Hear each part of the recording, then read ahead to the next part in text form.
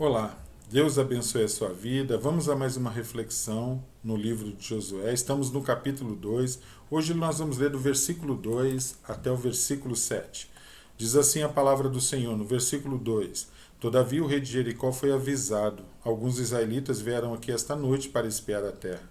Diante disso, o rei de Jericó enviou esta mensagem a Raabe: Mande embora os homens que entraram em sua casa, pois vieram espiar a terra toda. Mas a mulher que tinha escondido os dois homens respondeu: É verdade que os homens vieram a mim, mas eu não sabia de onde tinham vindo. Ao anoitecer, na hora de fechar a porta da cidade, eles partiram. Não sei por onde foram. Corram atrás deles, talvez os alcance. Ela, porém, os tinha levado para o terraço e os tinha escondido sobre os talos de linho que havia arrumado lá. Os perseguidores partiram atrás deles pelo caminho, que vai para o lugar de passagem do Jordão. E logo que saíram, a porta foi trancada. Glória a Deus pela leitura da sua palavra, amém?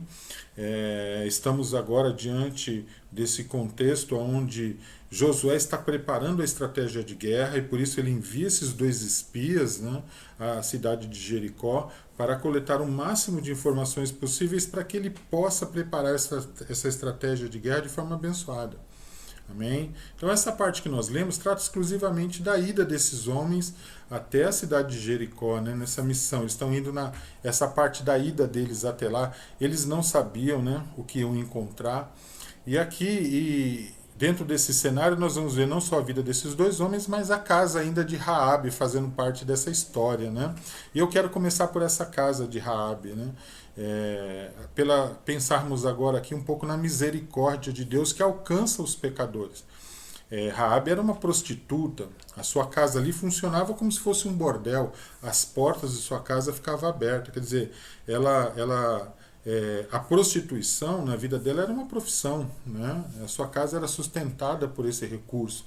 Isso era uma coisa normal na vida dessas nações pagãs, né, na época, essas nações que não tinham Deus na sua vida.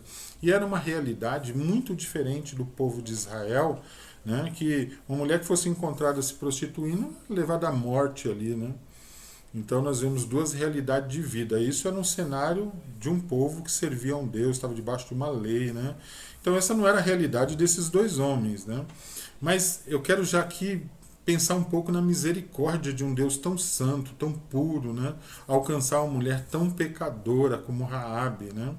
E não só isso, mas permitir que o temor dele entrasse no coração dela, o poder de Deus a alcançasse, não somente ela, como toda a sua casa. Nossa, é tremendo de ver esse amor, essa bondade, essa misericórdia de Deus, né? E olhando um pouquinho ainda para a casa de Raabe, Raabe, ela simplesmente respondeu a tudo isso de uma forma grandiosa, colocando até a sua vida em risco, né? Raabe foi alcançada por esse temor, pelo poder de Deus e reconfigurou toda a sua vida a favor de Deus, né? Das coisas do Senhor, né? E isso fez com que ela fosse grandemente abençoada, né? E nós vamos ver que esse temor de Deus alcançou o coração de Raabe pelo que ela ouviu falar do povo de Israel e de um Deus tremendo agindo através desse povo, né? E agora aqui a gente tem uma reflexão importante, né? A importância do nosso testemunho de vida, a importância de termos uma vida, né, em comunhão com Deus, né, uma vida de santidade, o nosso comportamento, a forma como abrimos nossa boca, como respondemos ao mundo.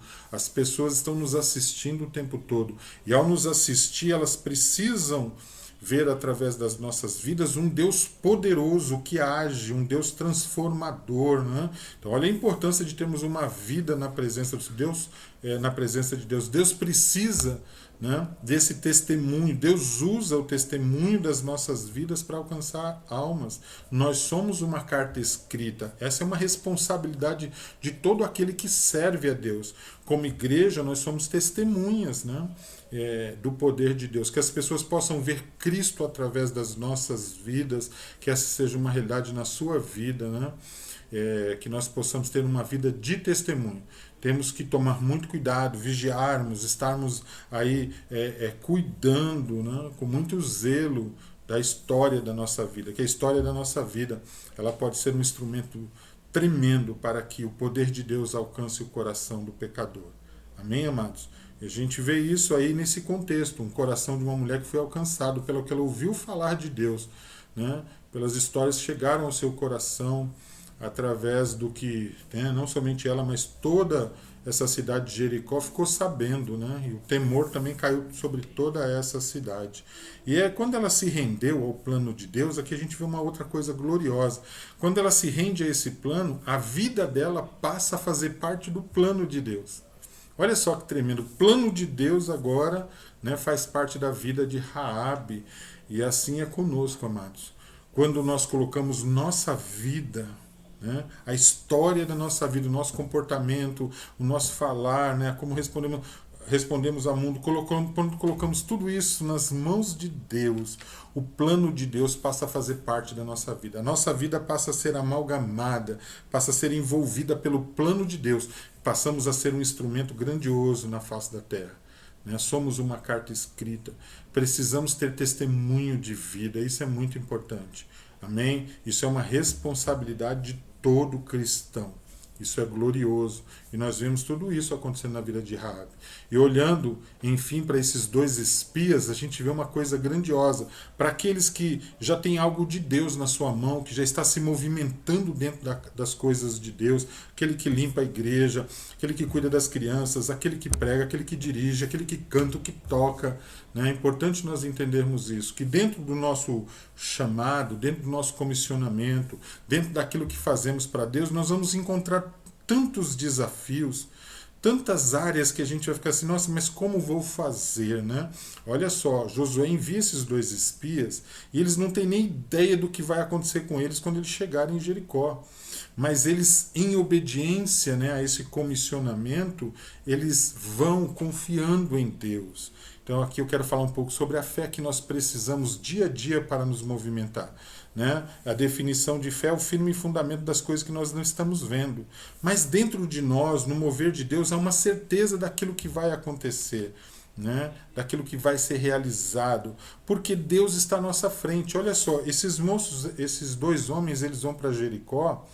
E antes deles entrarem na casa de Raabe, Deus entrou primeiro. Deus alcançou o coração de Raabe, alcançou a vida de Raabe, preparou toda a estrutura na vida dessa mulher, na sua casa, e tudo isso para receber esses dois homens e eles serem guardados e protegidos por Deus.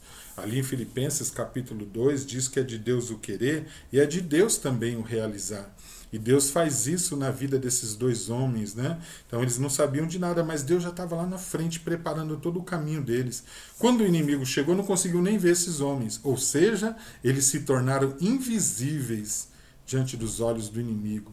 E é isso que Deus faz com todo justo, com todo homem e mulher que tem uma vida genuína, um relacionamento genuíno com Deus, né? Deus nos torna invisível diante dos olhos de ladrões, bandidos, assassinos, salteadores, toda espécie de mau elemento. Nós passamos a ser invisíveis diante do mal. É certo que no mundo temos aflições, mas nós temos uma promessa grandiosa, somos mais que vencedores e temos um Deus que peleja por nós. Né? Fazemos aquilo que está ao nosso alcance, mas o sobrenatural é de Deus. E Deus está lá na frente. Né? Ali, como diz no Salmo, né? Assim como os montes estão em volta de Jerusalém, assim é o Senhor em volta do seu povo. Olha que coisa tremenda, que coisa grandiosa. Assim é o Senhor conosco. Amém? Então o milagre de Deus já estava sobre a vida daqueles homens. O milagre de Deus está sobre a vida de todos aqueles que mexem genuinamente nas coisas de Deus, tem um relacionamento genuíno, aquele que é justo, aquele que é um testemunho vivo, né? Santo e agradável a Deus. Amém? E que você possa ter essa intimidade com Deus, esse relacionamento com Deus. Amém? E saiba você que Deus está à sua frente, preparando todas as coisas. Glória a Deus por isso. Deus abençoe você e sua casa de forma grandiosa. Amém?